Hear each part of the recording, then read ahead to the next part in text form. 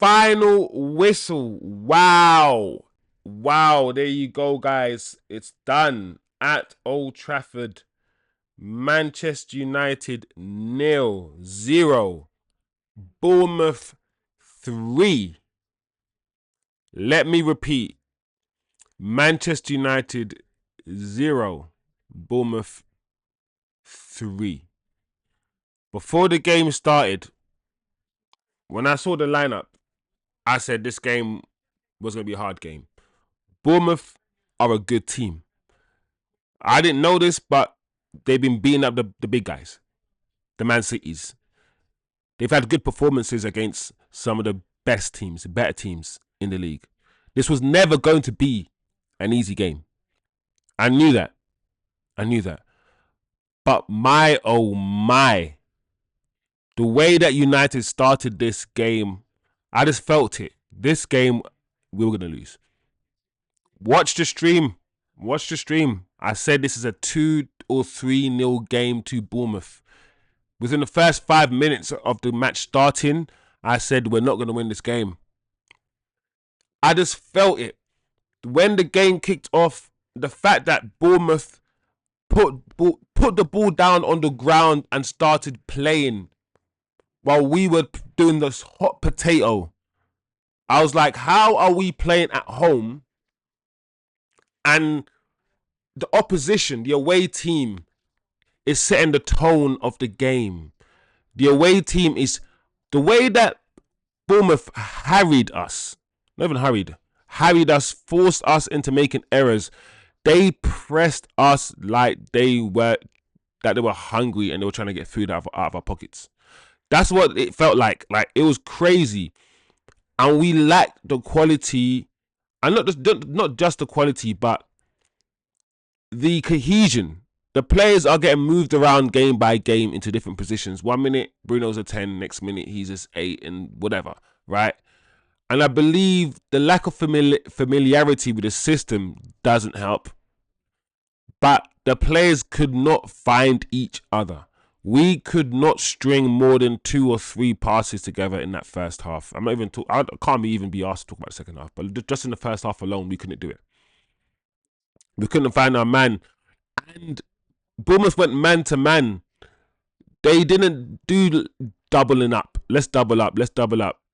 Whenever we had the ball, whenever Onana had the ball, our defenders had the ball, Bournemouth were quick to squeeze us, to make sure we couldn't turn, to not give us any space and go man for man almost.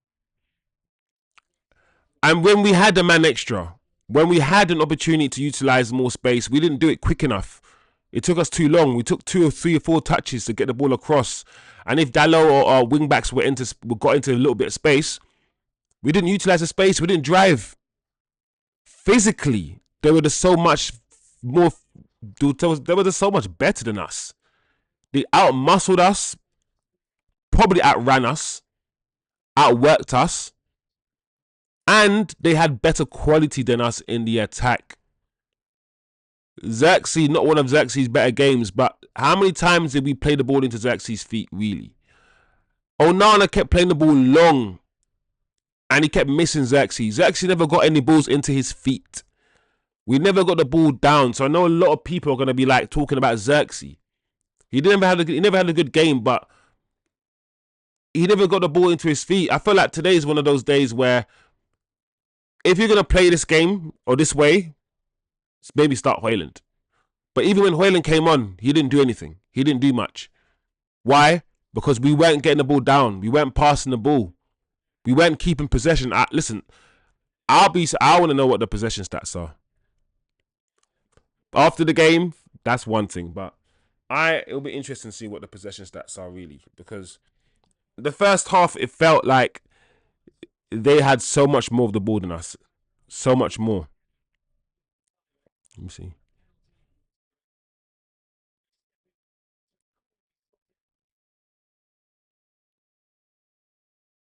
Let's see something. Bournemouth. Stats. Right, so we had all in all 60% possession.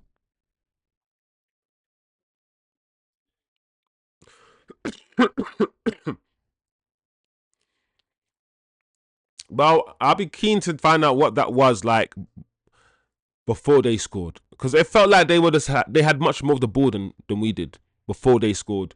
And I also said this: I bet, yeah, we're gonna start playing football after they score. We always do this, and Lord behold, non behold, they score and we start playing a little bit of football.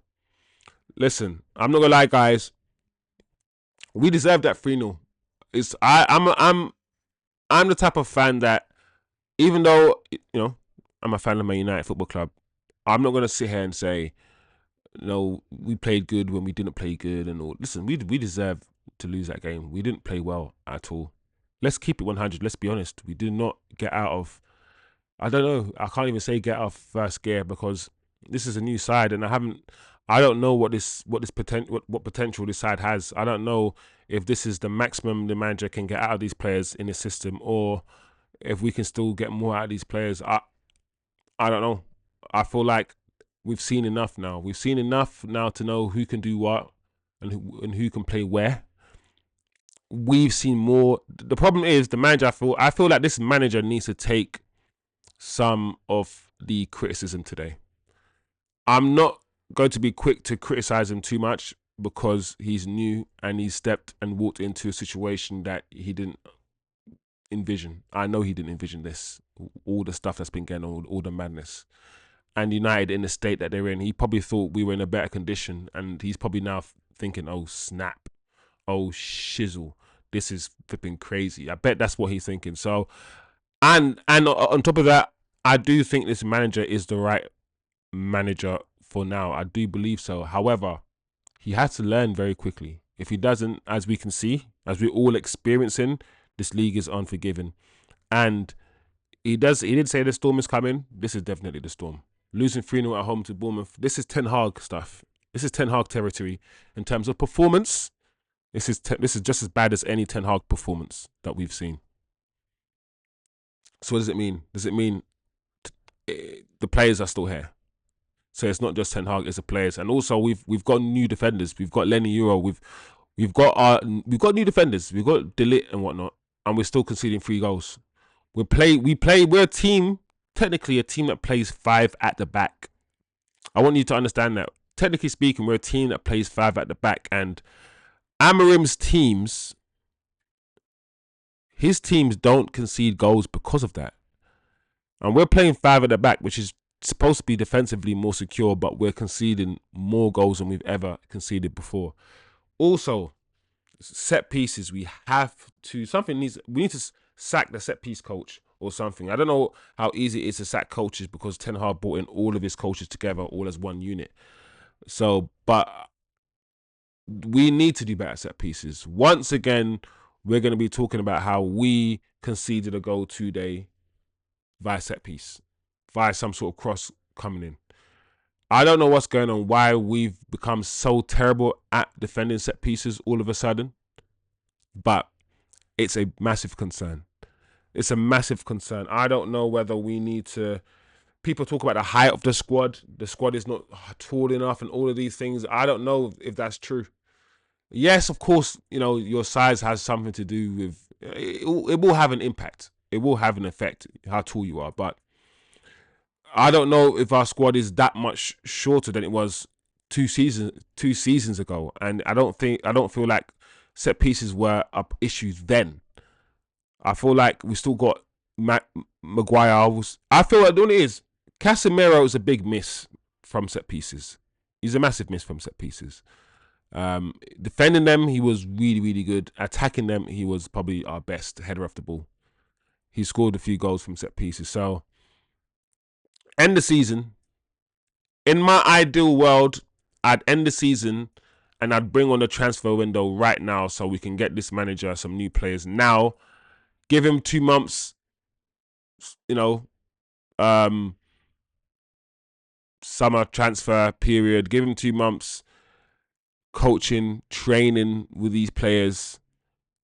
Go to some temple, pray, do what you need to do, and then start the season again. I feel like I'm done seeing these players now in this system.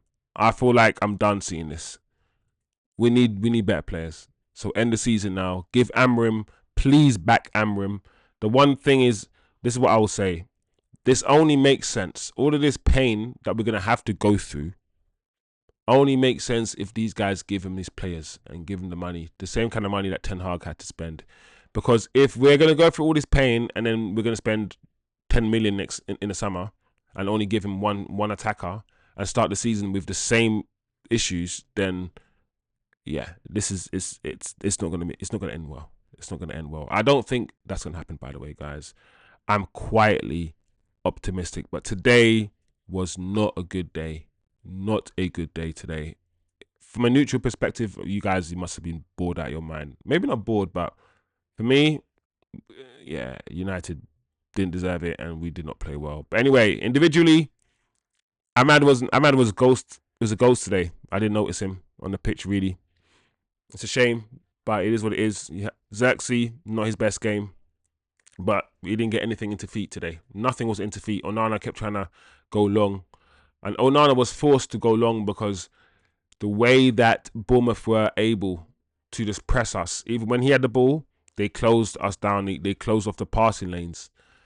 But even when they didn't close off the passing lanes, I feel like Onana went long a bit too much. If he was brave, and I feel like his confidence has been affected a little bit. I feel like if he was brave enough, he would still try to pass it out from the back. But when he did try to pass it out from the back, the defenders were losing the ball. The defenders were conceding possession. And Bournemouth were turning over the ball quite high up. So I understand sometimes why Onana went long. But Onana he's not very accurate when he goes long. He's not. The defending wasn't that great today. Martinez, once again, I saw him doing flicks in his own box. He's an issue. He's a problem, guys. He is. Let's be honest. Let's be real. We need to talk about it.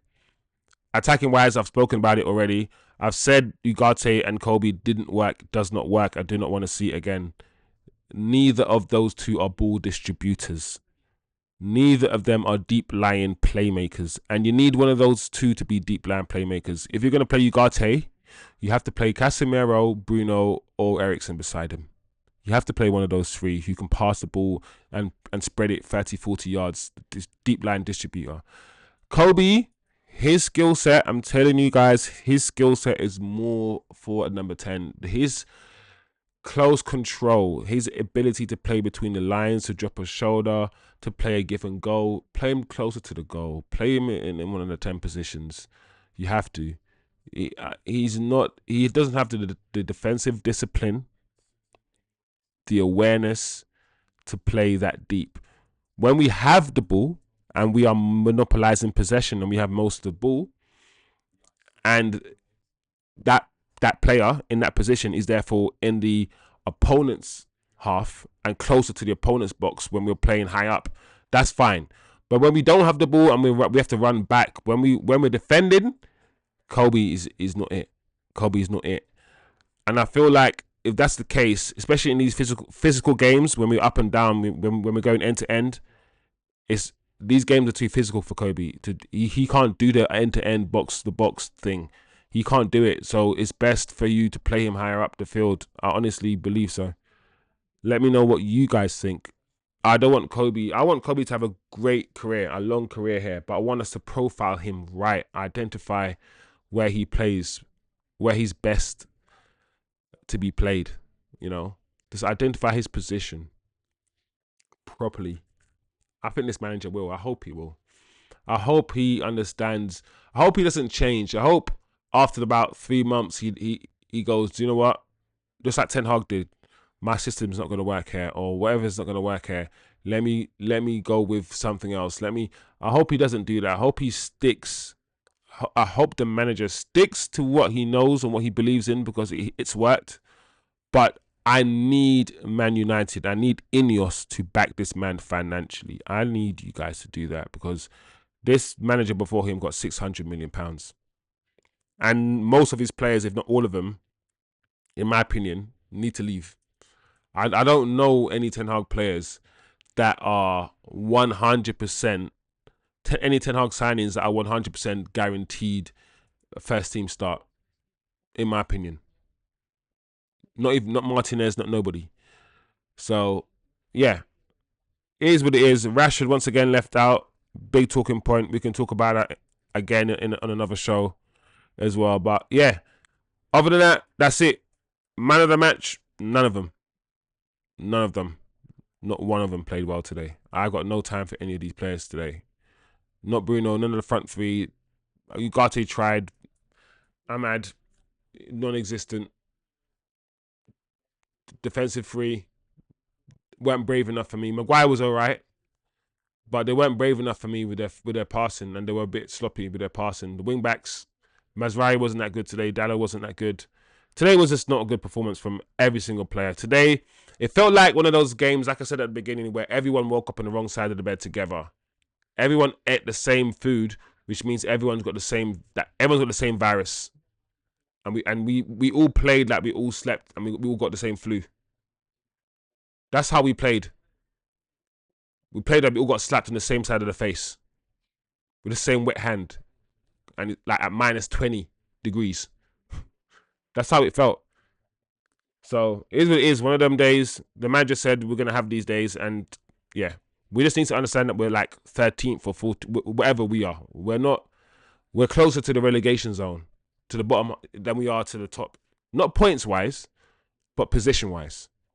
So let's yes, we want you to find your feet and find your players and get everyone bleeding into the system and whatnot. But we also need to win games, my man. Yeah, so Amorim, you're going to have to take a bit of criticism for this one, a little bit. You're going to have to, mate. But yeah, let's get better players. Onwards and upwards. It is what it is, guys. Disappointing loss, but what can we do? We just got to hope the manager learns from this, sees what we can see, adapts, and keeps it moving, and keeps trying his best to get the best out of these players. Anyway, guys, let me know what you guys thought of today's performance, of today's match. It wasn't a good one. Comment below, as usual. And yeah, get some dialogue going and flowing. Say what you see, not how you feel, always. You know, that's the motto here. But yeah, have a good day, have a good week, have a good Christmas as well. Big up yourselves. As always, peace out, love, bless.